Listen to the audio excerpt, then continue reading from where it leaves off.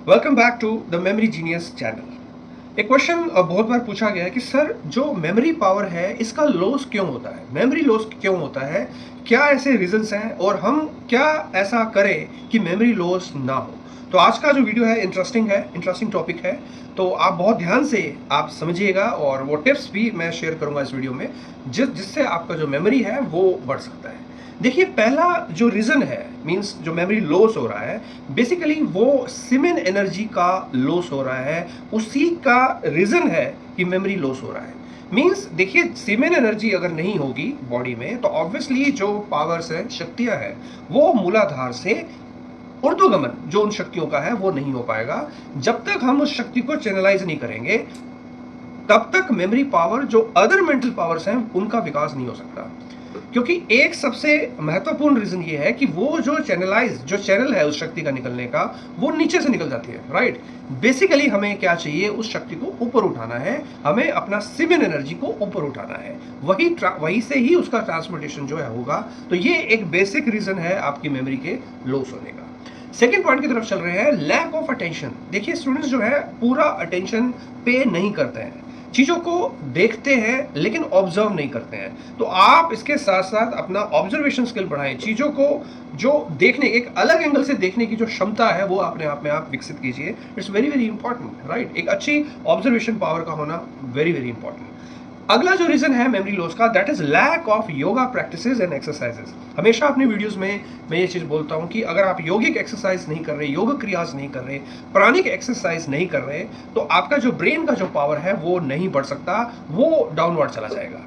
तो आपको मैं मोटिवेट कर रहा हूं कि आप प्लीज डेली बेसिस पे बिना एक भी दिन स्किप किए आप योगिक एक्सरसाइजेस और प्राणिक एक्सरसाइजेस जरूर करें। इसी के साथ सर्वांगासन, सर्पासन, जितना स्पाइनल कोड जो है वो फ्लेक्सिबल होगा उतना आप यंग रहेंगे, उतना एंटी एजिंग आपके अंदर डेवलप होगा। इस बात को आप अच्छे से समझें।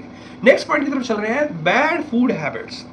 जब तक आपकी जो फूड हैबिट्स अच्छी नहीं होंगी, जब तक न्यूट्रिशंस जो हमारे ब्रेन को चाहिए, राइट, वो आप कंज्यूम नहीं करेंगे, तब तक मेमोरी जो है वो नहीं बढ़ सकता, मेमोरी लॉस होगा। तो आप प्लीज अपने फूड के ऊपर फोकस कीजिए। सभी बैलेंस डाइट, मैं हमेशा बोलता हूँ, सभी विटामिन, कार्बोहाइड्रेट्स, प्रोटीन, जितने भी और न्यूट्रिशन वैल्यूज हैं वो सभी की सभी जो है नीडेड है बाय योर बॉडी। तो प्लीज आप इसका ध्यान रखें, अपनी फूड हैबिट्स को यहाँ पे बढ़ाएं। नेक्स्ट जो रीजन है वो है बैड डेली रूटीन। देखिए, डिसऑर्डर है जो रूटीन आपने डिजाइन कर रखा है, आप कब उठते हैं, कब सोते हैं, आपका चलना फिरना, उठना बैठना, इन चीज पे ये पूरा का पूरा लाइफस्टाइल रिस्पॉन्सिबल है आपकी मेंटल पावर, आपकी माइंड पावर के लिए। प्लीज आप अपने डेली रूटीन को डायनामिक बनाएं। हमारा वीडियो भी है डेली रूटीन पे, कैसे उसको डायनामिक, कैसे प्रोडक्टिव आपका डेली रूटीन हो, राइट। तो ये अगर आप फॉलो करते हैं तो आपका मेमोरी जो है वो बढ़ सकता है। नेक्स्ट जो पॉइंट है, that is called lack of sleep. लोग बेसिकली क्या है, सो ही नहीं पाते। उनका कहना है कि वो रात को जो पढ़ना है उनको अच्छा लगता है। मैं फिर से कह रहा हूं, अगर आप चाय कॉफी का ज्यादा कंजप्शन कर रहे हैं रात के वक्त कि आपको रात को पढ़ना है, वो गलत है।